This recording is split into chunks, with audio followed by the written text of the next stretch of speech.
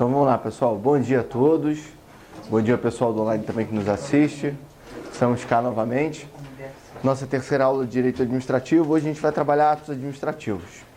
Para a área de segurança, é um tema que é bastante cobrado. É um dos principais temas de Direito Administrativo para a seara de vocês. Acho que eu até fiz esse comentário na primeira aula, mas vou repetir porque tem algumas pessoas que não estavam aqui.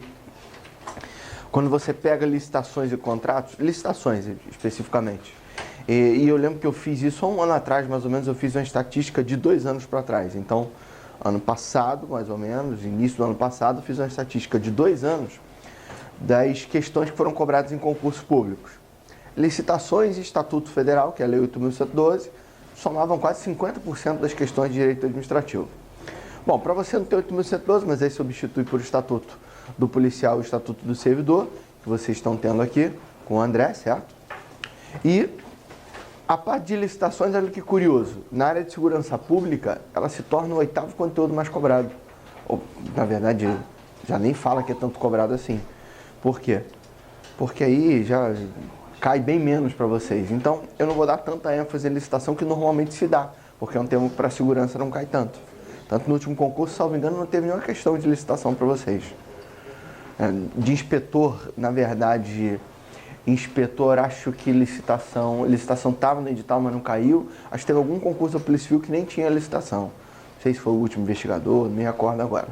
Mas enfim, a gente tomando como referência o edital de Papilo, a gente trabalha licitação em determinado momento. Mas atos é um dos temas mais cobrados, então a gente vai dar uma atenção a esse tema e trabalhar ele hoje. Lembrando também que uma outra informação importante, obrigado, André, uma outra informação importante é que junto de atos administrativos a gente trabalha alguns temas que é da Lei de Processo Administrativo.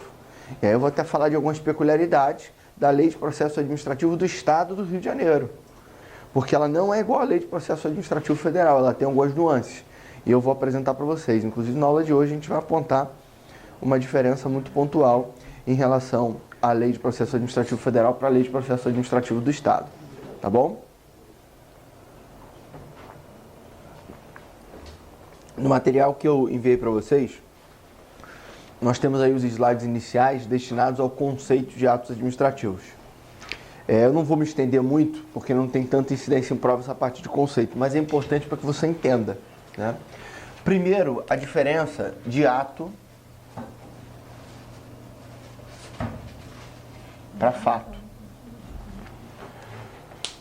Porque quando nós estamos falando de atos administrativos, é importante que você saiba que ato administrativo é diferente de fato administrativo. Então, repito, ato administrativo é diferente de fato administrativo. O que isso quer dizer? Que ato administrativo é diferente de fato administrativo.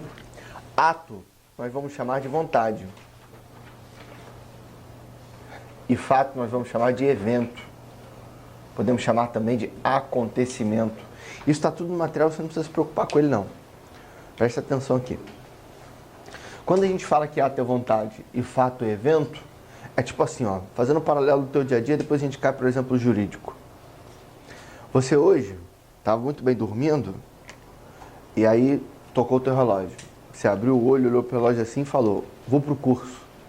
Você decidiu, foi uma decisão difícil, um sábado você acordar para vir estudar o dia inteiro, mas você decidiu, foi a sua vontade manifestada e declarada.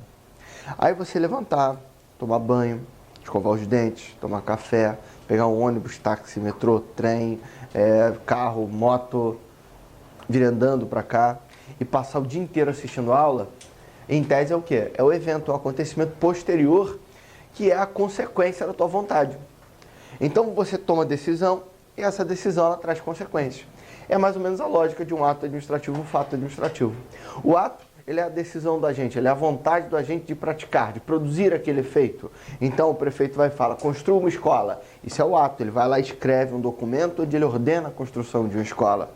Agora, efetivamente, construir escola, furar o chão, furar a parede, mexer massa, isso aí já estamos falando de quê? A gente já está falando do acontecimento, do evento posterior, que seria o fato administrativo. Então, Elie Lopes Meirelles, inclusive, estabeleceu uma relação de causa e efeito entre ato e fato, onde ele disse que o ato é a causa e o efeito, a consequência, é o fato. Outra expressão que eventualmente você pode lidar em prova é que o ato ele é formal. Tanto que o que a gente estuda é o ato, porque o ato é que ele é jurídico propriamente dito. É aquela coisa imaginada, onde você diz assim, peraí, para praticar esse ato tem que ter competência legal, tem que visar um interesse público, tem que se dar forma prevista em lei. O ato é uma preocupação do cara do direito. Já o fato, o evento, o acontecimento, ele é de natureza material. A grosso modo, você estuda na aula de direito a questão do ato, mas você vai estudar na aula de engenharia, de arquitetura, ou então tu vai aprender no dia a dia, com auxiliar de pedreiro, com mestre de obra, como é que tu faz a obra. Esse seria o fato. Entenderam? Não que o direito despreze o fato, porque o fato também produz efeitos jurídicos. Essa obra sendo executada pode causar danos, essa obra, quando terminada, gera uma consequência de que é o fim do contrato com determinada empresa que fez a obra. Então existe também efeito jurídico, mas essencialmente não é problema do direito a questão do fato. É, na verdade, preocupação de outras pessoas que não do direito. Engenheiro, arquiteto, por aí vai. Ficou claro isso? Então, todo mundo entendeu que ato é manifestação, declaração ou exteriorização de vontade da administração pública, onde a diferença básica para você lembrar de ato é você comparar com fato. Aí você vai lembrar que esse é vontade, aí você vai lá e fala, concede licença ao servidor. Aí a Roberta sai de licença, é uma consequência natural, ela fica em casa durante alguns dias, porque ela está de licença. É o evento. Uma observação importante, que de vez em quando cai em prova, que é o seguinte. Bom, se ato é vontade e fato é consequência, a gente não deve ter exceção, então, né, professor? Sempre é ato, depois vem o fato. Nunca tem fato sem ato. Tem fato sem ato. Existem exceções. Por quê? Eli Lopes Meirelles acabou sendo superado, ele dizendo que o ato gera um fato. Na verdade, a gente passou a ter alguns exemplos de fato administrativo que não é precedido de ato, como, por exemplo, o falecimento, a morte do servidor.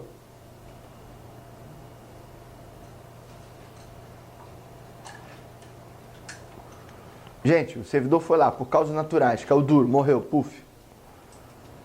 Houve um ato prévio ordenando isso? Na turma de segurança sempre tem um engraçadinho que fala, depende, professor. De repente teve uma ordem para o cara morrer. Mas de qualquer maneira não vai ser um ato administrativo, não vai ser publicado em diário oficial que mate o fulano, não vai ter isso. E nem também você vai ter uma causa natural sendo publicado em diário oficial. Imagina, a criança abre lá o diário oficial, já é esquisita essa criança abrindo o diário oficial. Aí, para a situação ser mais esquisita ainda, ela lê no diário oficial que o pai vai infartar no dia seguinte. Ah, meu Deus, papai publicou hoje, amanhã produz efeito, vai morrer amanhã. Não existe isso. Então, você imagina o servidor trabalhando por causas naturais, passou mal, caiu duro, faleceu. Você teve um fato administrativo? Teve. Isso é um ato? Não, porque isso não é uma vontade manifestada, declarada. Mas é um acontecimento, um evento que produz efeito na administração. Tá certo? Tem uma repercussão na administração pública. Ficou claro isso para vocês, a diferença de ato e fato? Aí a gente tem uma pergunta. O silêncio da administração. Tá na moda isso aí.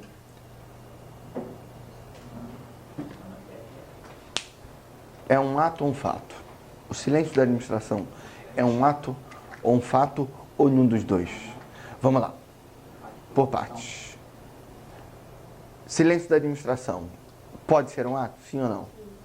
Jamais. Nunca. Nunca. Ó, dramatizei, hein? Nunca. Não pode nunca ser um ato administrativo. Em hipótese alguma. Por quê? Diferente do direito civil, onde aquela regra do quem cala consente. Meus amigos, os dois aqui, são casal? Sim. O nome de vocês, qual é? Henrique. E Thaís.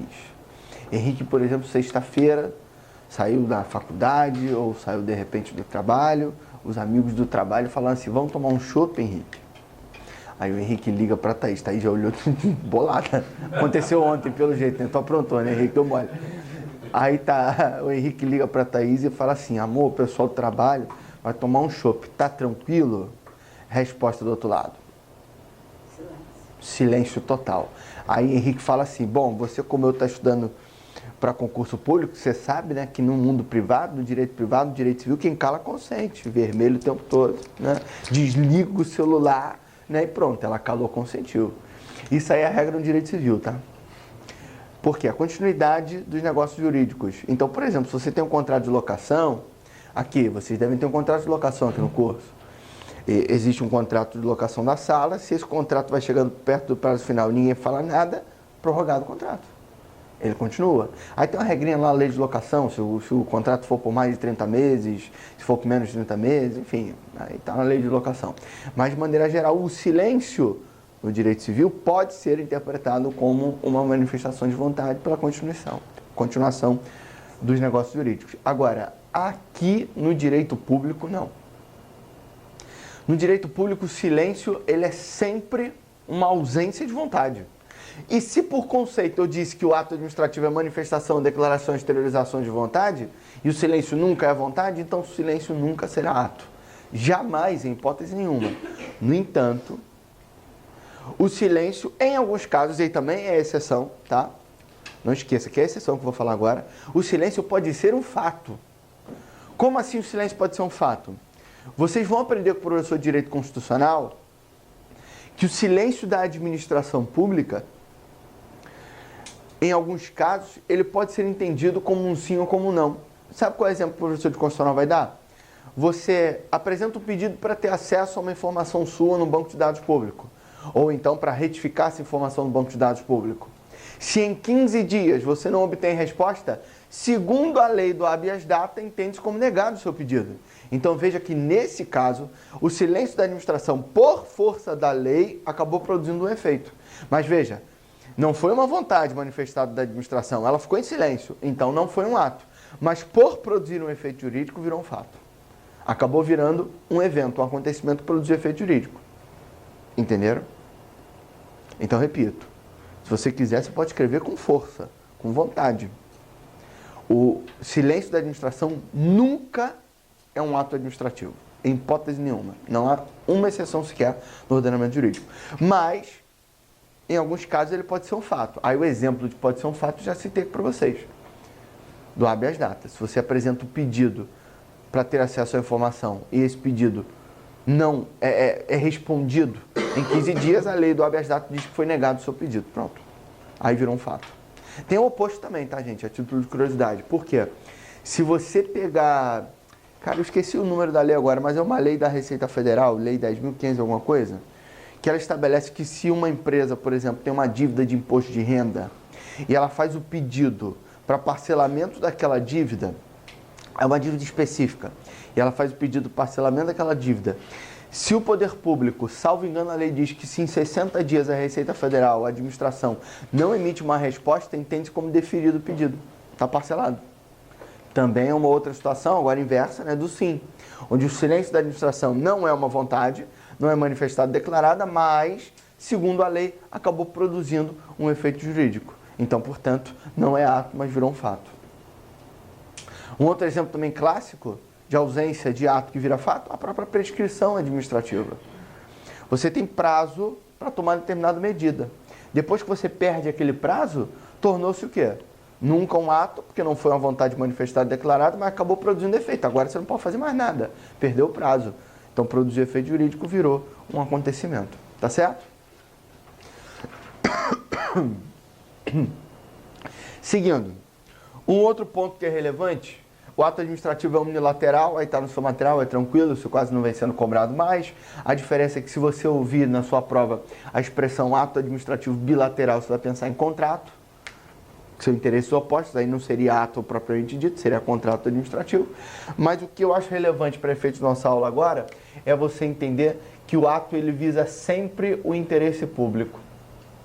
O ato administrativo ele visa o atendimento ao interesse público. E aí, obviamente, o contraste do interesse público seria o quê? O interesse privado ou particular. Então, existe ato administrativo que atende a interesse privado ou particular? Não. Se atender a interesse privado ou particular, não é ato administrativo, é outra coisa. Sabe o que a gente chama? O ato atende ao interesse público, a gente chama ele de ato administrativo, beleza.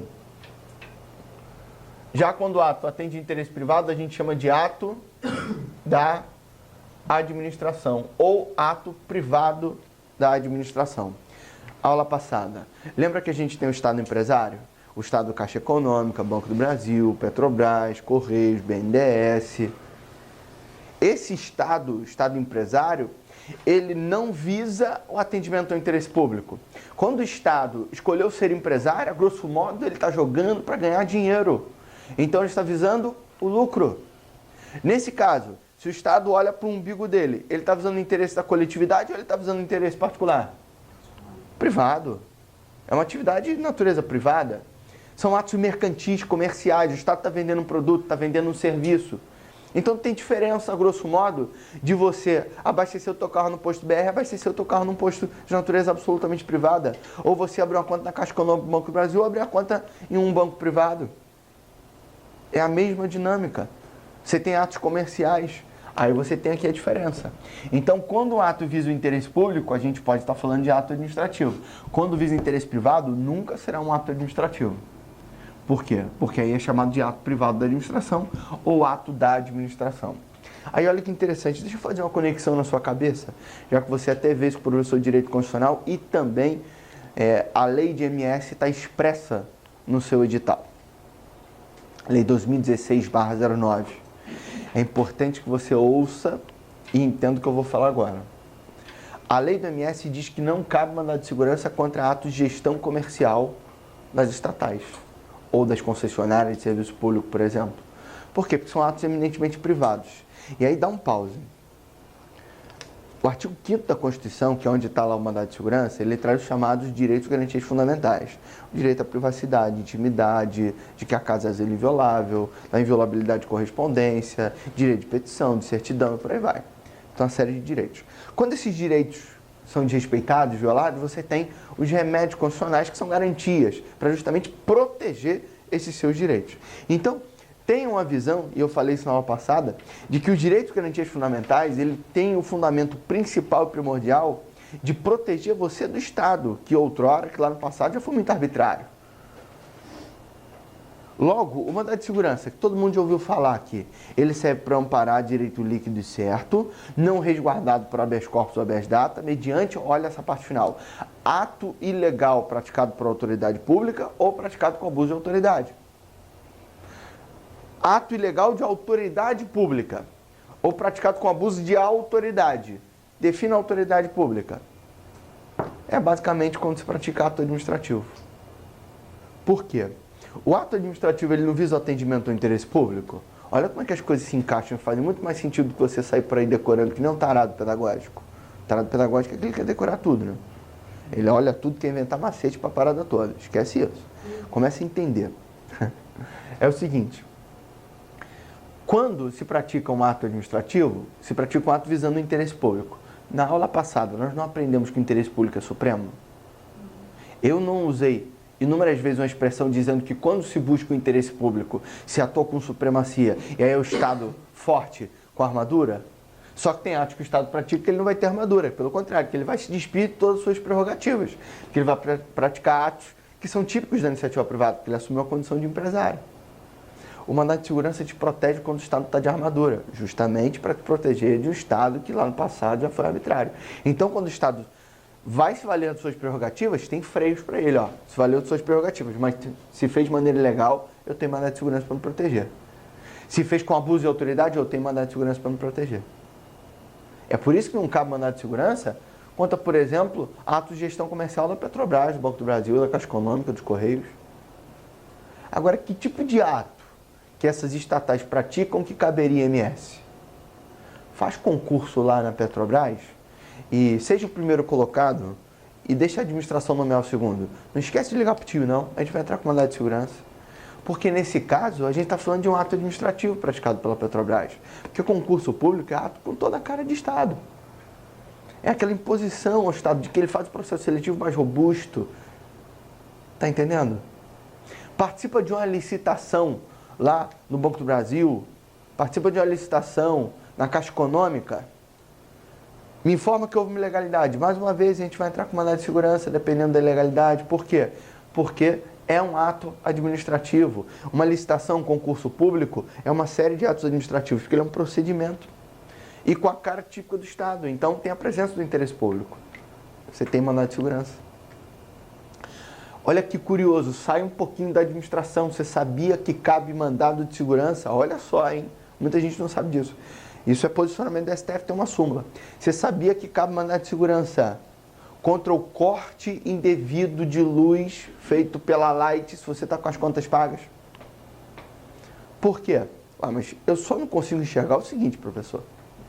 Aonde que eu tenho, nesse caso, a presença do interesse público? É simples. Se alguém aqui que fez contrato concurso atrasa o pagamento, você pode simplesmente tirar essa pessoa de sala, chegar e falar, sai, vaza, ou então rasgar o contrato? Não. Se vocês não sentarem e chegarem no acordo, tem que levar para a justiça. O juiz vai dizer quem está certo e quem está errado e ele vai determinar a rescisão do contrato. Ninguém aqui pode rescindir um contrato unilateralmente. A rescisão do contrato ela tem que ser como um acordo entre as partes, de maneira amigável. Se deu briga, é resolvida essa briga na justiça. Entenderam? Pois bem, essa é a regra. Então a regra é que o André, o Vitor, eles não podem impor a vocês também penalidade nenhuma. Eles não podem impor penalidade a vocês, assim, não, tem que pagar isso aqui. Se você não concordar, mais uma vez, vão levar para a justiça para discutir. É assim que é feito, bom dia. É assim que é feito. Mas a Light não. A Light vai lá e fala, não pagou? Cortei. A Light veste a armadura do Estado e ela pratica um ato administrativo quando ele efetua o corte de luz. Nesse caso, se é um ato administrativo, botou a armadura do Estado, a gente não está falando de uma atuação com prerrogativa típica de Estado? Pois é, por isso que cabe mandado de segurança. Porque nesse caso a Light atua como autoridade pública. Entenderam? Ficou claro para vocês? Agora você não vai conseguir querendo processar a Light porque ela não está fornecendo a luz de maneira correta. Aí não, aí é prestação de serviço, é normal, você não pode entrar com mandado de segurança. Mas a partir do momento que ela vai na tua casa, que ela vai lá, se vale de prerrogativas e corta a tua luz, muitas vezes sem até tua autorização, dependendo da situação, a gente está falando de uma atuação dela típica de autoridade pública. Conseguiram entender? Ficou claro isso? Alguém tem alguma dúvida? Podemos seguir?